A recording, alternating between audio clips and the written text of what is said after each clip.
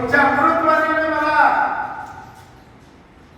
भगवंताची कृपा, भगवंताचं प्रेम, भगवंताची भक्ती, भगवंताच्या नामसाधनेनं जोवला मिळाला आढळपत, जटायूच्या मृत्यूप्रसंगी असलेली जटायूची सेवा, अजामिळाचा उद्धार, विषाच्या युनिटला धंदुकारी,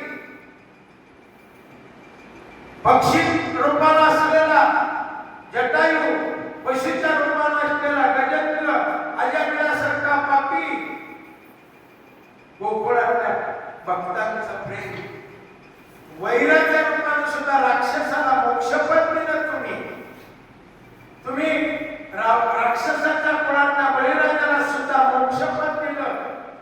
त्याच्या दारात ऐकल्या सगळ्या कथा ऐकून श्रवण भक्तीचा मी पूर्ण आस्वाद घेतला. अरे पण तुला तो तक्षक गुरुजी एक तक्षकाच्या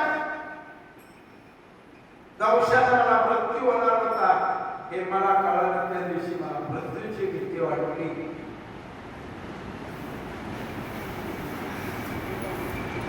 पण तुम्ही या 7 दिवसामध्ये मृत्यूच काय, एक तक्षक काय, हजारो तक्षकांनी जरी मला दंश केला तरी मला मृत्यूचं भय भेटणार नाही. मी मृत्यू आता मला मृत्यूचं भय वाटत नाही एवढा परिणाम माझा शुकदेवजी 7 ओम नमो भगवते वासुदेवाय नमः. माझं मन एकाग्र झाले. आता मी राजा परीक्षित आहे, हे माझा राज्य आहे, हे माझं शरीर आहे, मला मृत्यू येणार आहे. मी विसरलो मरणा हाती सुचली काय. हा विचारी या विषये नासवली गेली गंती सहज स्थिती भोगाची. मग मृत्यू असला तरी सहज भोगे. हजारो तक्षक मला मृत्यू आला तरी मी हात शुकदेवजी सांगतात राजन काळ कोणासाठी थांबत नसतो. मृत्यू लहानाला असू द्या, मोठ्याला असू द्या, स्त्रीला असो, पुरुषाला असो, जातस्य मृत्यू उपदेते नसते. मृत्यू कुणाचा राहत नाही. ठरलेल्या वेळा तो येतो.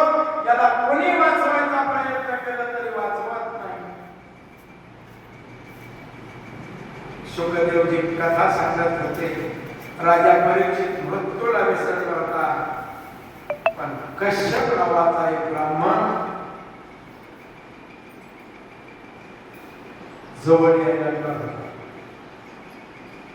हा कश्यप नावाचा ब्राह्मण याला प्रभूने अशी निवडी दिलेली होती, कितीही विष असलं तर त्या विषाला या कश्यपाला मुख लावलं आणि ते मुखातनं हा कश्यप नावाचा ब्राह्मण ते विष शोषून घेत होता, विष हरण करत होता. हा जवळ आला, पण जवळ येण्याच्या अगोदरच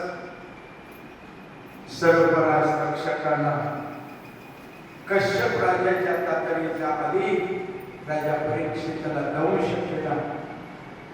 आणि राजा परीक्षितीचा मृत्यू हा मृत्यू नाही, हा मोक्ष. राजा परीक्षित भगवंताच्या दरबारात पोहोचला. मोक्ष 7 दिवसात मोक्ष.